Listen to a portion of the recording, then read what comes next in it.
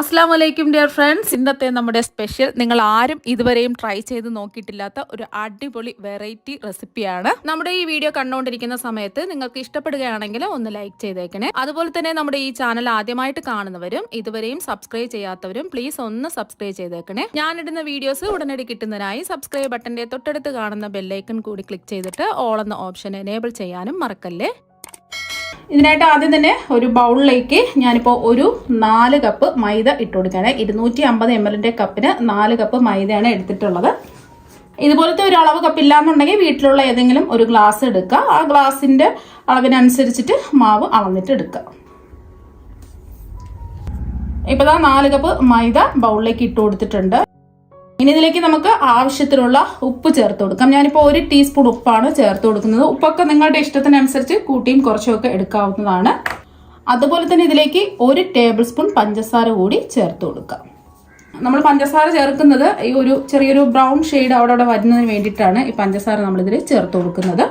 ഇനി ഇതിലേക്ക് നിങ്ങൾക്ക് വേണമെന്നുണ്ടെങ്കിൽ മുട്ട ചേർത്ത് കൊടുക്കാം. ഞാനിപ്പോൾ മുട്ട ചേർക്കുന്നില്ല. എല്ലാവർക്കും കഴിക്കാൻ പറ്റുന്ന രീതിയിലാണ്. ചിലർക്ക് മുട്ട ഇഷ്ടമല്ലല്ലോ, അപ്പോൾ അതുകൊണ്ട് മുട്ട ചേർക്കുന്നില്ല. മുട്ട വേണമെന്നുണ്ടെങ്കിൽ ഒരു കോഴിമുട്ട പൊട്ടിച്ച് ഒന്ന് അടിച്ചതിന് ശേഷം, അടിച്ച് പതപ്പിക്കേണ്ട ആവശ്യമില്ല, ഒന്ന് ജസ്റ്റ് ഒന്ന് അടിച്ചിട്ട് ഇതിലേക്ക് ചേർത്ത് കൊടുത്താൽ മതി. ഇനി ഇതെല്ലാം കൂടിയിട്ട് കൈ വെച്ചോ അല്ലെങ്കിൽ സ്പൂൺ വെച്ചോ ഒന്ന് മിക്സ് ചെയ്തെടുക്കാം. നമ്മൾ ചേർത്ത് കൊടുത്ത ഉപ്പും പഞ്ചസാരയും മാവിന്റെ എല്ലാ ഭാഗത്തും ഒന്ന് എത്തണം. അപ്പോൾ അതൊന്ന് മിക്സ് ചെയ്തെടുത്തിട്ടുണ്ട്. ഇനി ആവശ്യത്തിന് വെള്ളം ഒഴിച്ചിട്ട് ഈ മാവൊന്ന് കുഴച്ചിട്ടെടുക്കാം. ഞാനിപ്പോൾ സാധാരണ പച്ചവെള്ളം തന്നെയാണ് എടുത്തിട്ടുള്ളത്. നമ്മൾ ഏത് കപ്പിലാണോ മാവ് അളന്നെടുത്തിട്ടുള്ളത് അതിൽ 1 കപ്പ് ഇതായി എടുത്തിട്ടുണ്ട്. ലാസ്റ്റിൽ ഞാൻ പറയാം എത്ര കപ്പ് വെള്ളം ആവശ്യമായിട്ട് വന്നിട്ടുണ്ടെന്ന്. ആദ്യം ഒരു 1/2 കപ്പ് ഒഴിച്ചു കൊടുക്കാം. മുഴുവൻ വെള്ളം ഒരുമിച്ച് അങ്ങ് ഒഴിക്കരുത്. നിങ്ങൾക്ക് വെള്ളത്തിന് പകരം പകുതി തിളപ്പിച്ചാറിയ പാലും പകുതി വെള്ളം അങ്ങനെ വേണമെങ്കിലും എടുക്കാവുന്നതാണ്. ഇതിലേക്ക് വേണമെന്നുണ്ടെങ്കിൽ 1 ടേബിൾ സ്പൂൺ പാൽപ്പൊടിയൊക്കെ ചേർത്ത് കൊടുക്കാം. ഞാനിപ്പോൾ അതൊന്നും ചേർക്കുന്നില്ല. സാധാരണ എല്ലാവർക്കും ചെയ്യാൻ പറ്റുന്ന രീതിയിലാണ് ഇത് തയ്യാറാക്കുന്നത്. ഒരുമിച്ച് വെള്ളം ഒഴിച്ചു കൊടുക്കാതെ ഇതുപോലെ കുറച്ച് വെള്ളം ഒഴിച്ച് നമ്മൾ ചപ്പാത്തി മാവൊക്കെ കുഴക്കില്ലേ അതിനേക്കാളും കുറച്ചും കൂടെ ഒന്ന് ലൂസായിട്ട് കുഴച്ചെടുക്കുക. അപ്പോൾ ബാക്കി 1/2 കപ്പും കൂടി ഒഴിച്ചു കൊടുക്കുക. ഇപ്പോൾ സാധാരണ പച്ചവെള്ളം തന്നെയാണ് എടുത്തിട്ടുള്ളത്. ഇപ്പം ഞാൻ 1 കപ്പ് വെള്ളം ഒഴിച്ചിട്ട് മാവൊന്ന് കുഴച്ചെടുത്തിട്ടുണ്ട്. വീണ്ടും നമുക്ക് വെള്ളം ഒഴിച്ചു കൊടുക്കാം. വീണ്ടും 1 കപ്പ് എടുത്തിട്ടുണ്ട്. 1/2 കപ്പ് ഇത് ഒഴിക്കുകയാണ്. എന്നിട്ടൊന്ന് കുഴച്ചെടുക്കാം. നമ്മളെടുക്കുന്ന ഓരോ മൈദയ്ക്കനുസരിച്ച് വെള്ളത്തിൻ്റെ അളവിന് വ്യത്യാസം ഉണ്ടാവും. 1/4 കപ്പും കൂടി ഒഴിച്ചു കൊടുക്കാം. അപ്പം എനിക്കിപ്പോൾ 1.25 കപ്പ് വെള്ളത്തിൻ്റെ ആവശ്യമേ വന്നിട്ടുള്ളൂ. അപ്പം നിങ്ങളുടെ മൈദയ്ക്കനുസരിച്ച് വെള്ളം ചേർത്ത് ഇതുപോലെ കുറച്ച് നമ്മൾ ചപ്പാത്തി മാവ് കുഴയ്ക്കുന്നതിനേക്കാളും കുറച്ചും കൂടെ ലൂസായിട്ട് കുഴച്ചെടുക്കുക. പിന്നെ നല്ലോണം ഒന്ന് സോഫ്റ്റ് ആയിട്ട് കുഴഞ്ഞു കിട്ടുന്നതിന് വേണ്ടിയിട്ട് ഇതിലേക്ക് 1 ടേബിൾ സ്പൂൺ എണ്ണ കൂടി ഒഴിച്ചു കൊടുക്കുക. അപ്പോൾ 1 ടേബിൾ സ്പൂൺ എണ്ണ കൂടി ഒഴിച്ചിട്ട് ഒന്ന് കുഴച്ചെടുക്കുക. ഒരുപാടിട്ട് കുഴക്കേണ്ട ആവശ്യമൊന്നുമില്ല, ജസ്റ്റ് ഒന്ന് കുഴച്ചെടുത്താൽ മതി. പിന്നെ ഇതിലേക്ക് നിങ്ങൾക്ക് എണ്ണയ്ക്ക് പകരം നെയ്യ് ചേർത്ത് കൊടുക്കാം, അല്ലെങ്കിൽ ബട്ടർ ചേർത്ത് കൊടുക്കാം. അപ്പം ഞാൻ എണ്ണയാണ് എടുത്തിട്ടുള്ളത്. വീണ്ടും ഒന്ന് കുഴച്ചെടുക്കാം. 2 മിനിറ്റ് ഇതുപോലെ ഒന്ന് കുഴച്ചെടുക്കാം. ജസ്റ്റ് ഒന്ന് കുഴച്ചെടുത്തിട്ടുണ്ട്. 2 മിനിറ്റൊക്കെ ഒന്ന് കുഴച്ചെടുത്താൽ മതിയാവും. ഒരുപാടിട്ട് കുഴക്കേണ്ട ആവശ്യമൊന്നുമില്ല. അതായത് ഇതുപോലെ വലിഞ്ഞു വരണം. നമ്മൾ ഈ മാവ് കുഴച്ചെടുക്കുന്ന സമയത്ത് ചപ്പാത്തി മാവിനേക്കാളും കുറച്ചും കൂടെ ലൂസായിട്ട് ഇതുപോലെ വലിഞ്ഞു വരണം. ഒരു ഒട്ടുന്ന പരുവത്തിൽ വേണം ഇത് കുഴച്ചെടുക്കാൻ. ഇനി നമുക്ക് കുറച്ച് സമയം ഒന്ന് റെസ്റ്റ് ചെയ്യാൻ വെക്കണം. അതിന് വേണ്ടിയിട്ട് കുറച്ച് എണ്ണ ഒന്ന് തടവി കൊടുക്കാം. ഒന്ന് ഡ്രൈ ആവാതിരിക്കാൻ വേണ്ടിയിട്ടാണ്. മുകൾ ഭാഗം ഇതിൻ്റെ പുറത്തൊന്ന് എണ്ണ തടവിന് ശേഷം നമുക്ക് കുറച്ച് സമയം റെസ്റ്റ് ചെയ്യാൻ വെക്കാം. മാവ് റെസ്റ്റ് ചെയ്യാൻ വെച്ചിരിക്കുന്ന സമയം കൊണ്ട് 1 കിലോ ചിക്കൻ നല്ലതുപോലെ കഴുകി വൃത്തിയാക്കി എടുത്തിട്ടുണ്ട്. ഇതിലേക്ക് നമുക്ക് 1 ടേബിൾ സ്പൂൺ ഇഞ്ചി ചതച്ചത് ചേർത്ത് കൊടുക്കാം. അതുപോലെ തന്നെ 1 ടേബിൾ സ്പൂൺ വെളുത്തുള്ളി ചതച്ചതും കൂടി ചേർത്ത് കൊടുക്കാം. ഇതിന് പകരം നിങ്ങൾക്ക് വെളുത്തുള്ളിയും ഇഞ്ചി പേസ്റ്റ് വേണമെങ്കിലും ചേർത്ത് കൊടുക്കാവുന്നതാണ്. ഇനി ഇതിലേക്ക് 1 ടീസ്പൂൺ ചതച്ച പെരിഞ്ജീരകമാണ്. പെരിഞ്ജീരകം എന്ന് പറയുന്നത് വലിയ ജീരകമാണ്, ചെറിയ ജീരകമല്ല. ചതച്ചിട്ടാണ് എടുത്തിട്ടുള്ളത്. പൊടി ചതച്ചതില്ല എന്നുണ്ടെങ്കിൽ പൊടി ചേർത്ത് കൊടുത്താലും മതി. 1 ടീസ്പൂൺ.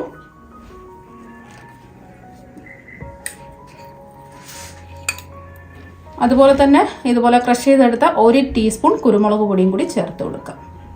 കുരുമുളക് പൊടി ഉണ്ടെന്നുണ്ടെങ്കിൽ കുരുമുളക് പൊടി 1 ടീസ്പൂൺ എടുക്കുക. ഞാനിപ്പോൾ ക്രഷ് ചെയ്തെടുത്ത 1 ടീസ്പൂൺ കുരുമുളകാണ് ചേർത്ത് കൊടുത്തിട്ടുള്ളത്. ആവശ്യത്തിനുള്ള മുളക് പൊടി ചേർത്ത് കൊടുക്കാം. ഞാനിപ്പോൾ കാശ്മീരി മുളക് പൊടിയാണ് ചേർത്ത് കൊടുക്കുന്നത്. ഒരു 2 ടീസ്പൂൺ ചേർത്ത് കൊടുക്കാം.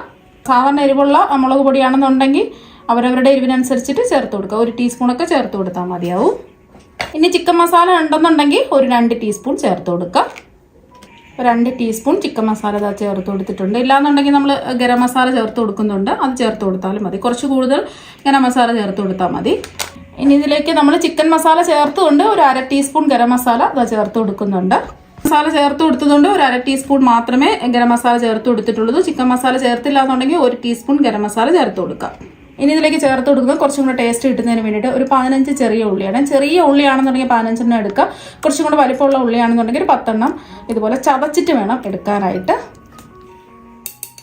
ഇനി ഇതിലേക്ക് ആവശ്യത്തിനുള്ള ഉപ്പ് ചേർത്ത് കൊടുക്കാം. ഞാനിപ്പോൾ ഇതിലേക്ക് ഒരു 2 ടീസ്പൂൺ ഉപ്പാണ് ചേർത്ത് കൊടുക്കുന്നത്. അപ്പോൾ ഉപ്പൊക്കെ അവരവരുടെ ഇഷ്ടത്തിനനുസരിച്ച് കൂട്ടിയും കുറച്ചൊക്കെ എടുക്കുക. ഇനി ഇതിലേക്ക് ഒരു 2 കറിവേപ്പില ഇതുപോലെ കൈ കൊണ്ട് ഇതുപോലെ ഒന്ന് ഞെരടി ഇട്ട് കൊടുക്കുക. നല്ലൊരു സ്മെല്ലും കാര്യങ്ങളും കിട്ടുന്നതിന് വേണ്ടിയിട്ടാണ്. ഇനി കൈ വെച്ചിട്ട് എല്ലാം കൂടി നന്നായിട്ട് ഒന്ന് മിക്സ് ചെയ്തെടുക്കാം.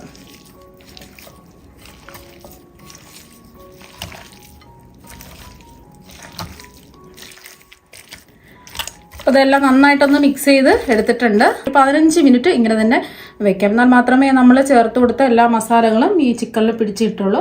കുറച്ച് സമയം കൂടുതൽ ഉണ്ടെന്നുണ്ടെങ്കിൽ അരമണിക്കൂർ മുതൽ 1 മണിക്കൂർ വരെ വെക്കാവുന്നതാണ്. ഞാനിപ്പോൾ ഒരു 15 മിനിറ്റ് ഇത് റെസ്റ്റ് ചെയ്യാൻ വെക്കണേ. മൂടി വെച്ച് കൊടുക്കാം. ഇപ്പം നമ്മൾ ചിക്കൻ റെസ്റ്റ് ചെയ്യാൻ വെച്ചിട്ട് ഒരു 15 മിനിറ്റ് ആയി. വയറ്റി എടുക്കാതെ വളരെ ഈസി ആയിട്ട് കുക്കറിൽ ചെയ്തിട്ട് എടുക്കാൻ പറ്റുന്ന ഒരു ചിക്കൻ കറിയാണ്. അപ്പം അതിന് വേണ്ടിയിട്ട് ഞാനിപ്പോൾ ചൂടായി കിടക്കുന്ന ഒരു കുക്കറിലേക്ക് ഒരു 2 ടേബിൾ സ്പൂൺ വെളിച്ചെണ്ണ ഒഴിച്ചു കൊടുത്തിട്ടുണ്ട്. ചൂടായി കിടക്കുന്ന എണ്ണയിലേക്ക് ഒരു ചെറിയ കഷ്ണം പട്ട ചേർത്ത് കൊടുക്കാം. ഒരു 4 ഗ്രാമ്പ് ചേർക്കാം. ഒരു 3 ഏലക്ക ചേർത്ത് കൊടുക്കാം. ഇനി ഒരു 1/4 ടീസ്പൂൺ ഉലുവ ചേർത്ത് കൊടുക്കാം. കൂടി പോരുത്, ഒരു 1/4 ടീസ്പൂൺ ചേർത്ത് കൊടുത്താൽ മതി. ഇതെല്ലാം ഒന്ന് മൂത്ത് വരുന്ന സമയത്ത് ഇതിലേക്ക് 4 സവാള ചെറുതായിട്ട് അരിഞ്ഞത് ചേർത്ത് കൊടുക്കാം. ഇനി ഇതൊന്ന് ഇളക്കി കൊടുക്കാം. അപ്പോൾ ഒരുപാട് വഴന്ന് വരേണ്ട ആവശ്യമൊന്നുമില്ല, ജസ്റ്റ് ഒന്ന് വാടി കിട്ടിയാൽ മാത്രം മതി. മീഡിയം ഫ്ലെയിം വെച്ച് കൊടുക്കാം. ഇനി ഇതിലേക്ക് നമുക്ക് ഒരു 2 പച്ചമുളക് ചേർത്ത് കൊടുക്കാം. നല്ല എരിവുള്ള പച്ചമുളക് ആണെന്നുണ്ടെങ്കിൽ ഒരെണ്ണമൊക്കെ ചേർത്ത് കൊടുത്താൽ മതിയാവും. ജസ്റ്റ് ഒന്ന് വാടി കിട്ടട്ടെ, ഒരുപാട് ഇളക്കേണ്ട ആവശ്യമൊന്നുമില്ല. ഇപ്പോൾ ഒരു 30 സെക്കൻഡ് ഒന്ന് ഇളക്കി കൊടുത്തിട്ടുണ്ട്. ജസ്റ്റ് ഒന്ന് വാടി കിട്ടിയാൽ മതി. ഫ്ലെയിം കുറച്ച് വെച്ച് കൊടുക്കുക. ഇനി ഇതിലേക്ക് ഒരു 4 ടീസ്പൂൺ മല്ലിപ്പൊടി ചേർക്കുക. 1/2 ടീസ്പൂൺ മഞ്ഞൾപ്പൊടി ചേർത്ത് കൊടുക്കുക. 2 ടീസ്പൂൺ മുളക് പൊടിയും കൂടി ചേർത്ത് കൊടുക്കുക. ഇത് കാശ്മീരി മുളക് പൊടിയാണ്. ഇപ്പോൾ സാധാരണ എരിവുള്ള മുളക് പൊടിയാണെന്നുണ്ടെങ്കിൽ 1 ടീസ്പൂൺ ചേർത്ത് കൊടുത്താൽ മതി. നമ്മൾ പച്ചമുളക് ചേർത്തിട്ടുണ്ട്. അതുപോലെ തന്നെ നേരത്തെ നമ്മൾ ചിക്കൻ മസാലയൊക്കെ പുരട്ടി എടുത്ത സമയത്ത് നമ്മൾ മുളക് പൊടിയും കുരുമുളക് പൊടിയൊക്കെ ചേർത്തിട്ടുണ്ട്. അപ്പോൾ അതിനനുസരിച്ച് എരിവ് ചേർത്ത് കൊടുക്കുക. ഇതൊന്ന് ഇളക്കി കൊടുക്കുക.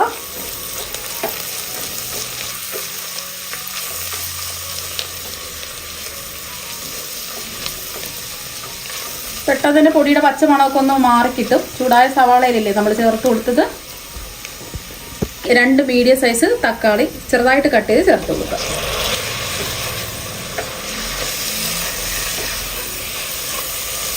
തക്കാളിയും കൂടെ ചേർത്ത് കൊടുത്തിട്ട് ജസ്റ്റ് ഒന്ന് ഇളക്കി കൊടുത്താൽ മതി. നമ്മൾ ഇതിലൊപ്പൊന്നും ചേർത്തിട്ടില്ല. നേരത്തെ ചിക്കനിൽ മാത്രമേ നമ്മൾ ഉപ്പ് ചേർത്ത് കൊടുത്തിട്ടുള്ളൂ. ലാസ്റ്റ് ഉപ്പ് കുറവുണ്ടെന്നുണ്ടെങ്കിൽ ചേർത്ത് കൊടുത്താൽ മതി. ആ 15 മിനിറ്റ് റെസ്റ്റ് ചെയ്തിട്ട് എടുത്തിട്ടുള്ള ചിക്കനാണ് ഇതിലേക്ക് അങ്ങ് ഇട്ട് കൊടുക്കുക.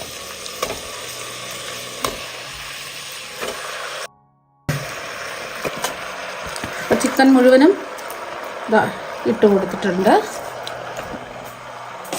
ഇനി ഇതൊന്ന് ഇളക്കി കൊടുക്കാം. നമ്മളിതിൽ വെള്ളമൊന്നും ഒഴിക്കുന്നില്ല. നിങ്ങൾക്ക് വേണമെന്നുണ്ടെങ്കിൽ തിളച്ച വെള്ളം 1 കപ്പ് ഒഴിച്ചു കൊടുക്കാം. ഞാനിപ്പോൾ വെള്ളമൊന്നും ഒഴിക്കുന്നില്ല. ചിക്കനിൽ നിന്നും വരുന്ന വെള്ളത്തിൽ തന്നെയാണ് നമ്മൾ കുക്ക് ചെയ്തെടുക്കുന്നത്. അപ്പോൾ കുറച്ച് സമയം നമുക്ക് ലോ ടു മീഡിയം ഫ്ലെയിമിൽ വെച്ചിട്ട് ഇങ്ങനെ വെച്ചിരിക്കാം. മൂടി വെച്ച് കൊടുക്കാം. അപ്പോൾ ചിക്കനിൽ നിന്നും വെള്ളമൊക്കെ ഇറങ്ങി വരും. ഇപ്പോൾ ചിക്കനിൽ നിന്ന് വെള്ളമൊക്കെ ഇറങ്ങി വന്നിട്ടുണ്ട്. ജസ്റ്റ് ഇതൊന്ന് ഇളക്കി കൊടുത്തതിന് ശേഷം നമുക്ക് മൂടി വെച്ച് മീഡിയം ടു ഹൈ ഫ്ലെയിമിൽ ഒറ്റ വിസിൽ കേൾക്കുന്നവരെ ഇതൊന്ന് വേവിച്ചിട്ട് എടുക്കാം. അപ്പം ഞാൻ 1 വിസിൽ കേട്ടതിന് ശേഷം ഫ്ലെയിം ഓഫാക്കി കൊടുത്തു. ഇതിൻ്റെ ആവി മുഴുവനും മാറിയതിന് ശേഷം ഇനി തുറന്ന് നോക്കാം. അപ്പോൾ ഇത് അടിപൊളിയായിട്ട് ചിക്കനൊന്നും പൊടിഞ്ഞൊന്നും പോകാതെ കറക്റ്റായിട്ട് അതാ കിട്ടിയിട്ടുണ്ട്. നമ്മളിതിൽ വെള്ളമൊന്നും ചേർക്കാതെയാണ് നമ്മൾ ഈ ചിക്കൻ കറി തയ്യാറാക്കി എടുത്തിട്ടുള്ളത്.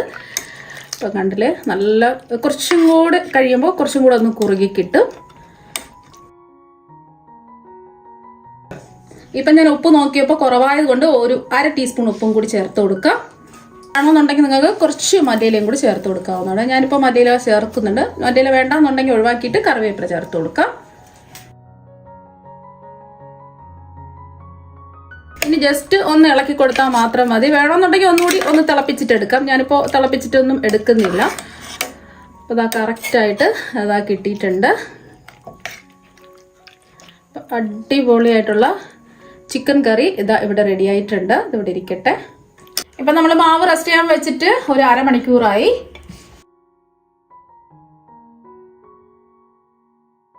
ഇനി കുഴച്ചെടുക്കേണ്ട ആവശ്യമൊന്നുമില്ല. ഇനി ഇതിൽ നിന്നും കുറച്ച് മാവ് ഇങ്ങനെ എടുക്കാം. അപ്പോൾ ഇതിൽ നിന്നും കുറച്ച് മാവ് ഇതാ എടുത്തിട്ടുണ്ട്. അടുത്തായിട്ട് നമ്മൾ ഈ പൊറോട്ട തയ്യാറാക്കി എടുക്കാൻ പോകുന്നത് സേവനാഴിയിലാണ്. അപ്പോൾ സേവനാഴിയിൽ കുറച്ച് എണ്ണ ഒന്ന് ബ്രഷ് ചെയ്ത് കൊടുക്കാം. എല്ലാ ഭാഗത്തും ഈ ചില്ലിലും ഒന്ന് എണ്ണ ബ്രഷ് ചെയ്ത് കൊടുക്കാം. ഞാനിപ്പോൾ എടുത്തിട്ടുള്ള ചില്ല് നമ്മൾ പക്കാവടയൊക്കെ തയ്യാറാക്കുമ്പോൾ എടുക്കുന്ന ചില്ലില്ലേ, ഇതുപോലെ നീളത്തിലുള്ള ചില്ലാണ് എടുത്തിട്ടുള്ളത്. ഇനി നമ്മൾ കുഴച്ചെടുത്ത മാവ് ഇതിലേക്ക് അങ്ങ് ഇട്ട് കൊടുക്കാം. ഒരു 3/4 ഭാഗത്തോളം ഇട്ട് കൊടുത്താൽ മതി. അപ്പോൾ 3/4 ഭാഗത്തോളം മാവ് ഇതാ സേവനാഴിയിലേക്ക് നിറച്ചു കൊടുത്തിട്ടുണ്ട്. ഇനി ഇതൊന്ന് അടച്ചു കൊടുക്കാം.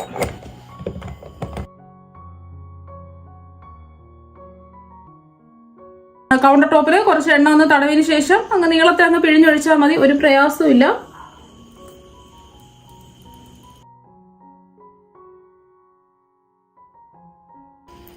എത്രയാണോ നീളം വേണ്ടത് അതിനനുസരിച്ചിട്ട് പിഴിഞ്ഞൊഴിക്കുക. ബാക്കി ലാസ്റ്റിൽ കൈവച്ചിട്ട് ഒന്ന് മുറിച്ചതുപോലെ മാറ്റുക.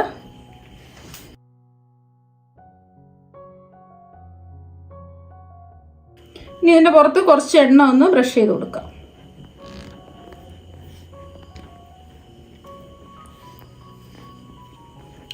നല്ലോണം ഒന്ന് ബ്രഷ് ചെയ്ത് കൊടുക്കുക. ലെയർ വിട്ട് കിട്ടുന്നതിന് വേണ്ടിയിട്ട് ഇതിൻ്റെ മുകളിലായിട്ട് കുറച്ച് മൈദ ഇതുപോലൊന്ന് വിതറി കൊടുക്കുക. കുറച്ച് വിതറി കൊടുത്താൽ മതി.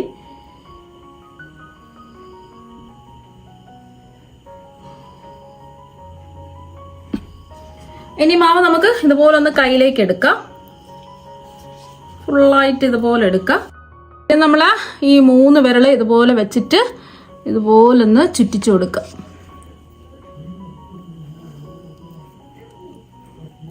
അപ്പോൾ ലാസ്റ്റിൽ വരുന്നത് നമുക്ക് ഇതാ ഇങ്ങനെ അടിയിൽ കൂടെ ഇങ്ങനെ ആക്കി കൊടുത്താൽ മതി.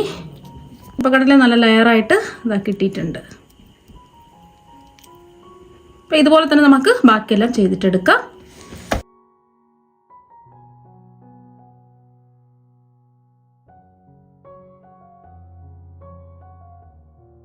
ഒന്ന് ചുറ്റിച്ചെടുത്തിട്ടുണ്ട്. എനിക്കിപ്പോൾ 8 എണ്ണമാണ് കിട്ടിയിട്ടുള്ളത്. അപ്പോൾ ഞാൻ കുറച്ച് വലുപ്പത്തിലാണ് ഇത് എടുത്തിട്ടുള്ളത്. അപ്പോൾ നിങ്ങൾക്ക് ചെറുതായിട്ട് വേണമെന്നുണ്ടെങ്കിൽ കുറച്ചും കൂടെ ചെറുതാക്കി സേവനാഴിയിൽ പിഴിഞ്ഞിട്ടെടുക്കാം.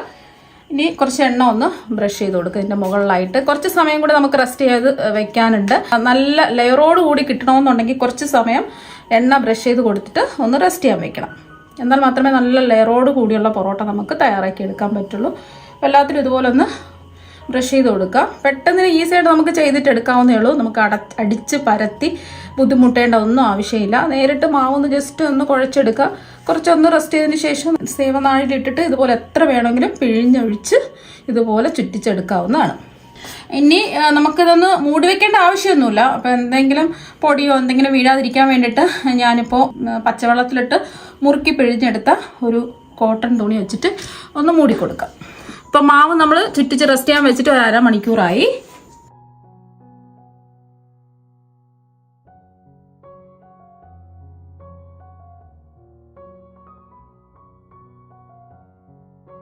ഇനി ഇതിൽ നിന്നും ഒരു ഉരുള മാവ് എടുക്കുക. അത് ഒരു ഉരുള മാവ് എടുത്തിട്ടുണ്ട്. ബാക്കിയുള്ളത് നമുക്ക് മാറ്റി വെക്കാം. ഇനി നമ്മൾ ചുറ്റിച്ചെടുത്ത മാവ് ഒരു കൗണ്ടർ ടോപ്പിൽ വെച്ച് കൊടുത്തു. നമ്മൾ ചുറ്റിച്ചെടുത്ത മാവ് കൗണ്ടർ ടോപ്പിൽ വെച്ചതിന് ശേഷം ഇതുപോലെ കൈയിൻ്റെ നടുഭാഗം വെച്ചിട്ട് ഈ കൈയിൻ്റെ ഉള്ളം ഭാഗം വെച്ചിട്ട് ഇതുപോലെ ഒന്ന് പരത്തി കൊടുക്കാം. കണ്ടില്ലേ, സോഫ്റ്റ് ആയിട്ടിരിക്കുന്നതുകൊണ്ട് പരന്ന് വന്നോളൂ. നമുക്ക് റോളറൊന്നും ഉപയോഗിച്ച് പരത്തേണ്ട ആവശ്യമൊന്നുമില്ല. ജസ്റ്റ് ഇതുപോലെ കൈവച്ച് പരത്തുമ്പോൾ തന്നെ പരന്ന് വന്നോളൂ. എല്ലാ വശവും ഒരേ കനത്തിൽ പരത്തിയെടുക്കുക. പരത്തി എടുത്തിട്ടുണ്ട്. ഇനി നമുക്കിതൊന്ന് ചുട്ടെടുക്കാം. ചൂടായി കിടക്കുന്ന തവയിലേക്ക് ഇട്ട് കൊടുക്കാം. ഇതിൻ്റെ മുകളിലായിട്ട് കുറച്ച് എണ്ണ ഒന്ന് ബ്രഷ് ചെയ്ത് കൊടുക്കാം. അപ്പോൾ എണ്ണയോ നെയ്യോ ബ്രഷ് ചെയ്ത് കൊടുത്താൽ മതി. ഒരു വശം ഒന്ന് ആയി വരുന്ന സമയത്ത് ചെറിയ ചെറിയ ബ്രൗൺ നിറം ആവുമല്ലോ, ചെറിയ ചെറിയ ഡോട്ടായിട്ട്. അപ്പം നമുക്ക് ഒന്ന് നോക്കിയിട്ട് ഒന്ന് തിരിച്ചിട്ട് കൊടുക്കാം.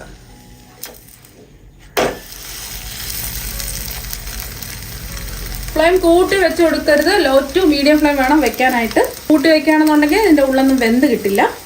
ഇതിൻ്റെ പുറത്തും കുറച്ച് എണ്ണ ഒന്ന് ബ്രഷ് ചെയ്ത് കൊടുക്കാം. രണ്ട് വശവും ഇതുപോലെ ഒന്ന് ചുട്ടെടുക്കാം. തിരിച്ച് മറിച്ചിട്ട് ചുട്ടെടുക്കാം. വീണ്ടും ഇതൊന്ന് തിരിച്ചിട്ട് കൊടുക്കാം. കണ്ടില്ലേ, തിരിച്ച് മറിച്ചു വിട്ട് ഇതുപോലെ ചെറിയ ചെറിയ ഡോട്ട് പോലെ ഗോൾഡൻ നിറമാവുന്ന സമയം ആവുന്നത് വരെ തിരിച്ച് മറിച്ചു വിട്ട് കുക്ക് ചെയ്തെടുക്കാം. രണ്ട് സൈഡ് ഇതാ റെഡി ആയിട്ടുണ്ട്. ഈ ഒരു സമയം ആവുമ്പോൾ നമുക്ക് തവയിൽ നിന്ന് എടുത്ത് മാറ്റാം. അപ്പോൾ ഇതുപോലെ ബാക്കിയെല്ലാം നമുക്ക് ചുട്ടെടുക്കാം. ഇപ്പോൾ ഒരു 3 എണ്ണം ചുട്ടെടുത്തിട്ടുണ്ട്. ഇനി ആ ചൂടോട് കൂടി തന്നെ കൈ വെച്ചിട്ട് ഇതുപോലെ 2 കൈ വെച്ച് ഒന്ന് അടിച്ചെടുക്കാം. ആ ചൂടോട് കൂടി തന്നെ ചെയ്യുക, എന്നാൽ മാത്രമേ ഇതുപോലെ തിരിച്ച് ഒന്ന് അടിച്ചെടുക്കുക. ഇപ്പോൾ 3 എണ്ണം അടിച്ചെടുത്തിട്ടുണ്ട്. ആ ചൂടോട് കൂടി തന്നെ അടിക്കുക. അപ്പോൾ അതാ കണ്ടില്ല, നല്ല ലെയറൊക്കെ അതാ വന്നിട്ടുണ്ട്. നല്ല സോഫ്റ്റ് ആയിട്ടാണ് ഇരിക്കുന്നത്. അപ്പോൾ ബാക്കിയുള്ളതെല്ലാം ഇതുപോലെ തന്നെ നമുക്ക് ചെയ്തിട്ടെടുക്കാം. അപ്പം നമുക്ക് സേവനാഴിയിൽ വെച്ചിട്ട് വളരെ എളുപ്പത്തിൽ നല്ല ലെയറോട് കൂടിയിട്ടുള്ള പൊറോട്ട നമുക്ക് ഈസി ആയിട്ട് റെഡിയാക്കി എടുക്കാൻ പറ്റും. നമുക്ക് അടിച്ച് പരത്തി വിഷമിക്കേണ്ട ആവശ്യമൊന്നുമില്ല. അത് അടിപൊളിയായിട്ട് ഇതാക്കി കിട്ടിയിട്ടുണ്ട്. സേവനാഴിയിൽ വളരെ പെട്ടെന്ന് റെഡിയാക്കി എടുക്കാൻ പറ്റുന്ന സോഫ്റ്റ് ലെയർ ആയിട്ടുള്ള പൊറോട്ടയും